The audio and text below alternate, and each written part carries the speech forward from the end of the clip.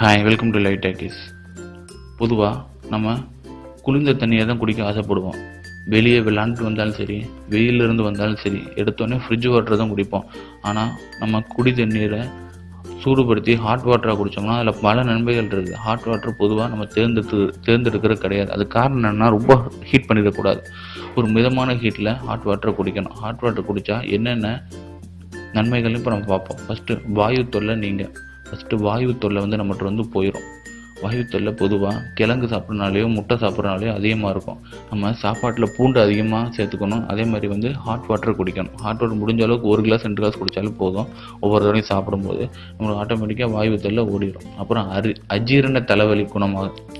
தலைவலியிலே அஜீரண தலைவலின்னு ஒன்று இருக்கும். அது என்னென்னா, அஜீரணத்தினால ஏற்படுற தலைவலி. உடல் செரிக்காமல் செரிமானம் ஆகாமல் அந்த தலைவலி ஒரு தலைவலியாக கூட வரலாம். அதாவது நம்ம அடிக்கடி வெந்நீர் குடிக்கும் பழக்கம் இருந்துச்சுன்னா இந்த தலைவலி சுத்தமாக வராது, ஓடிடும். அப்புறம் நம்ம பிளட்டில் நிறைய பாய்சன் இருக்கும். தேவையில்லாத எக்ஸ்கிரீஷன் ரிலேட்டட் வேஸ்ட் சப்ஸ்டன்ஸ்லாம் இருக்கும். அதெல்லாம் பார்த்திங்கன்னா ஈஸியாக ரத்தத்துலேருந்து வெளியேறணும்னா நம்ம ஹாட் வாட்டர் குடிக்கணும். ஸோ ஹாட் வாட்டர் குடிக்கும்போது ஈஸியாக நம்ம ரத்தத்தை விட்டு வெளியே ஓடிடும்.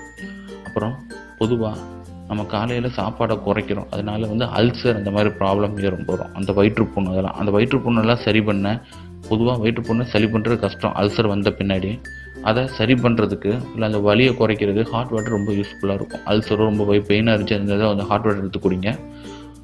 வயிற்றுப்புண்ணெலாம் கொஞ்சம் வலியை குறைச்சி கொஞ்சம் சரி பண்ண ஆரம்பிச்சிடும். ஜீரணம் பொதுவாக நைட் நேரம் இப்போல்லாம் நம்ம பரோட்டா அந்த மாதிரி ஐட்டம்ஸ் நிறைய சாப்பிடுவோம். நிறைய சாப்பிட்றதுனால காலையை பார்த்தா ஜீரணமே ஆகாது. ஜீரணமானதுக்கு என்ன பண்ணுறீங்க, பரோட்டா சாப்பிட்டாலும் இல்லை காலையில் எழுந்திரிச்சோடனே சுடுதண்ணி எடுத்து டக்குன்னு குடிச்சிங்கன்னா சீக்கிரமே செரிமானம் ஆகிடும். நைட்டு வாழைப்பழம் சாப்பிடுங்க, இன்னமும் அது செரிமானத்தை கூட்டும். அப்புறம் ஃபேஸ் வெளியில் போயிட்டு வந்தீங்கன்னு வச்சுக்கோங்க, ஃபேஸ் எப்படி இருக்குன்னா ரொம்ப தூசி கலந்து உங்களுக்கே தெரியும். அதை க்ரீமு நிறைய அப்ளை பண்ணி போகிறீங்க. வந்தோடனே முகத்தை கழுவிடுங்க ஃபஸ்ட்டு திங். செகண்ட் நல்லா ஹாட் வாட்டர் குடிங்க. இந்த ஹாட் வாட்டர் குடிக்கும்போது சருமம் ரொம்ப பாலிஷாகும், ரொம்ப அழகாகும். அப்புறம் பார்த்திங்கன்னா வயசானவங்கன்னு சரி 40-45 வயசுக்கு மேலே கால் வலி அதிகமாகிடும்.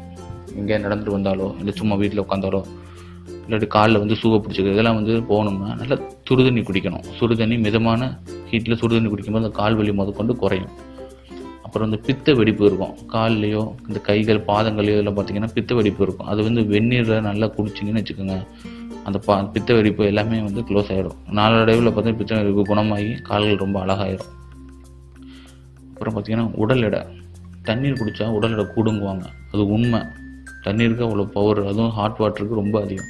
எப்பயுமே நம்ம ஒரு நாளைக்கு 20 கிளாஸ் தண்ணியாவது குடிங்க.